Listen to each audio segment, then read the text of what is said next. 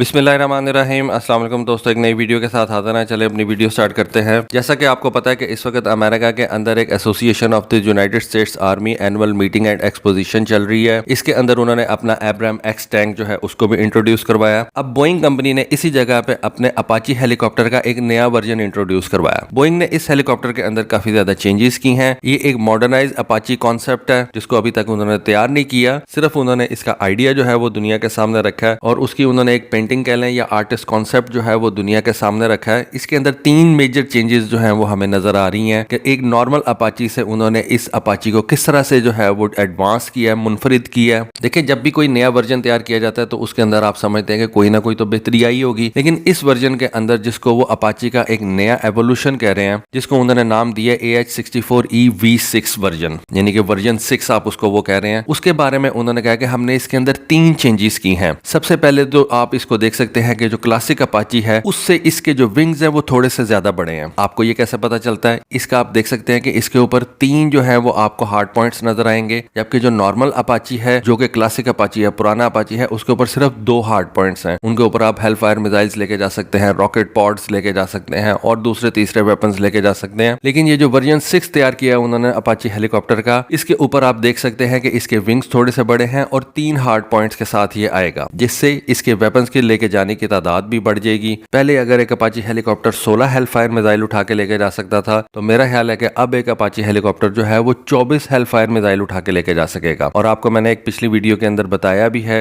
I believe थोड़े दिन पहले वीडियो बना के दी थी, कि हेलफायर मिसाइल का उन्होंने एक नया वर्जन तैयार किया है। इस नए वर्जन के अंदर उन्होंने हेलफायर मिसाइल की जो रेंज है उसको 10 किलोमीटर 11 किलोमीटर से बढ़ा के 33 किलोमीटर कर दिया, यानी कि 3 टाइम्स हेलफायर मिसाइल की जो रेंज है उसको बढ़ा दिया। अब अगर एक अपाची हेलीकॉप्टर जो पहले 16 हेलफायर मिसाइल्स उठा के लेके जा सकता था और उन हेलफायर मिसाइल्स की रेंज 11 किलोमीटर थी, तो अब ये अपाची हेलीकॉप्टर जो है वो 24 हेलफायर मिसाइल उठा के लेके जाएगा और उनकी रेंज भी 33 किलोमीटर तक हो जाएगी। इससे इस हेलीकॉप्टर की लिथैलिटी में इजाफा होगा और एक सॉर्टी के अंदर आप इस अपाची हेलीकॉप्टर से ज्यादा काम ले सकते हैं, दुश्मन का ज्यादा नुकसान करवा सकते हैं। दूसरा, अब बोइंग ने इस अपाची हेलीकॉप्टर के हीट सिग्नेचर को रिड्यूस करने के लिए भी एक काम किया। इससे पहले हम देख चुके हैं कि चाइना ने भी अपने Z10 हेलीकॉप्टर का जो इंजन एग्जॉस्ट था, उसका जो मुंह था उसको अपवर्ड कर दिया था, यानी कि पंखों वाली साइड पे, रोटर वाली साइड पे कर दिया था, जिससे हेलीकॉप्टर के इंजन से निकलने वाली जो हीट थी उसको डिस्पर्स करने में जो है वो ज्यादा आसानी रहती है। यही टेक्निक अब बोइंग ने इस अपाची हेलीकॉप्टर में भी इस्तेमाल की है और आने वाले अपाची हेलीकॉप्टर्स का जो इंजन एग्जॉस्ट होगा वो रेयर वर्ड्स नहीं होगा, वो अपवर्ड्स होगा। और इसमें आप कह सकते हैं कि ये पहली चीज है जो कि मैंने देखी है कि किसी भी अमेरिकन कंपनी ने चाइनीज कंपनी को जो है वो फॉलो किया, क्योंकि ये सेम टेक्निक जो है हम Z10 हेलीकॉप्टर के अंदर देख चुके हैं। चाइनीज ने अपने Z10 हेलीकॉप्टर के हीट सिग्नेचर को रिड्यूस करने के लिए उसके इंजन के एग्जॉस्ट की डायरेक्शन को चेंज कर दिया था। यही सेम काम अब बोइंग कंपनी ने अपने इस अपाची हेलीकॉप्टर के साथ किया। ये दूसरी चेंज हो गई। तीसरी चेंज, जो सबसे बड़ी चेंज मुझे नजर आई है, नॉर्मली आपने देखा हुआ है कि हर गनशिप हेलीकॉप्टर के अंदर एक आइकॉनिक गन लगी होती है जो उसके बिल्कुल अगली साइड पे लगी होती है और इस गन का उसके पायलट के साथ लिंक होता है। पायलट जिस तरफ भी देखता है गन उस तरफ देखना शुरू कर देती है और पायलट अपने हेलमेट के वाइजर के अंदर से ही